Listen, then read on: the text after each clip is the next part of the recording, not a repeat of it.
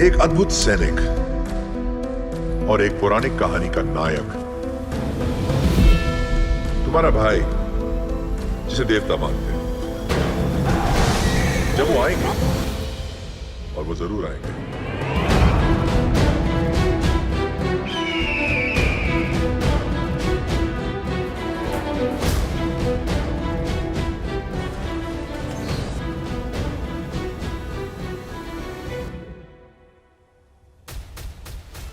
किसने की है टीवी से अपने करियर की शुरुआत? क्या नए फ्रीडम फाइटर की कहानी दिखाएंगे राजमौली? कौन सा एक्टर प्ले कर सकता है ये रोल? नमस्कार दोस्तों, मैं हूं पंखुरी और आप सबका बहुत बहुत स्वागत करती हूं बॉलीग्रैड स्टूडियोज में। वीडियो स्टार्ट करने से पहले दोस्तों आपके लिए एक गुड न्यूज़ है।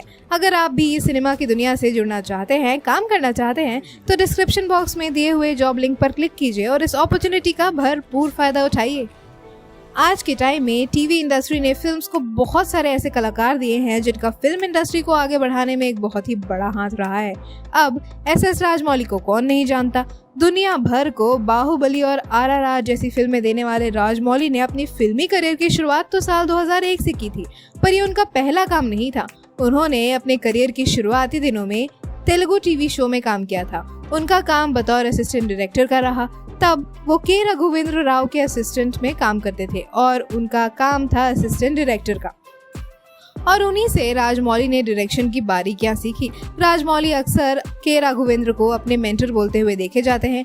टीवी इंडस्ट्री में काम करने के बाद उन्होंने अपनी पहली फिल्म स्टूडेंट नंबर 1 बनाई थी। राजमौली ने अपनी फिल्मों को बनाने में कभी भी जल्दबाजी नहीं की है।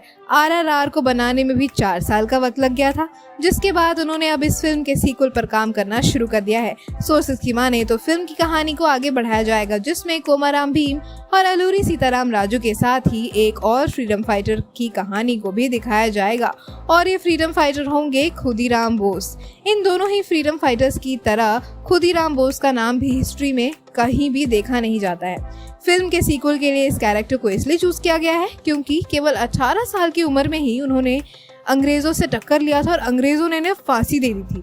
इतने कम उम्र में ही खुदीराम बोस ने ऐसे ऐसे कारनामे किए जिससे ब्रिटिशर्स काफी परेशान हो गए थे।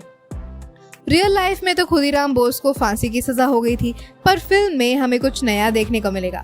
फिल्म में खुदीराम के बड़े होने के सीन्स रखे जाएंगे। ये फिल्म भी पिछली फिल्म की तरह ही रियल लाइफ कैरेक्टर्स के साथ एक फिक्शनल स्टोरी होगी, जिसमें ये देखने को मिलेगा कि अगर खुदीराम बोस जिंदा होते तो वो कैसे अंग्रेजों का सामना करते।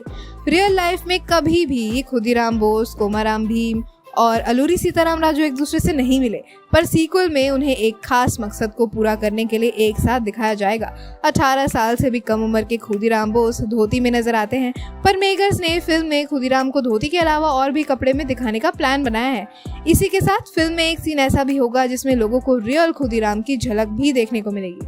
ये कहानी भी एक्शन, इमोशन और रिवेंज से भरपूर दिखाई जाएगी।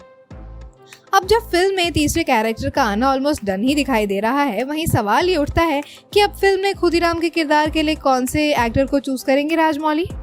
गॉसिप्स की गलियों की माने तो इसके लिए 2 एक्टर्स का नाम सबसे ऊपर चल रहा है, और वो एक्टर्स और कोई नहीं, साउथ फिल्मों के जाने माने चेहरे बाहुबली और KGF फेम प्रभास और यश हैं। बाहुबली में तो अपने प्रभास को देखा ही होगा, एकदम जबरदस्त एक्टिंग के साथ। खबरें थी कि राजमौली अपनी फिल्म RRR में भी प्रभास को लेना चाह रहे थे, पर प्रभास के दूसरे पेंडिंग प्रोजेक्ट्स के चलते ऐसा नहीं हो पाया। वहीं यश को जब से चैप्टर 1 KGF और चैप्टर 2 में देखा गया है, तब से उनकी एक्टिंग के लोग फैन बन गए हैं। ऐसे में अगर यश फिल्म R4 में खुदीराम बोस के रोल को निभाते हैं तो वाकई देखने वाली बात होगी। कौन सा एक्टर फिल्म में होगा नए कैरेक्टर के लिए परफेक्ट, प्रभास या यश? किसको देखना चाहेंगे आप इस फिल्म के सीक्वल में? हमें बताइए कमेंट सेक्शन में।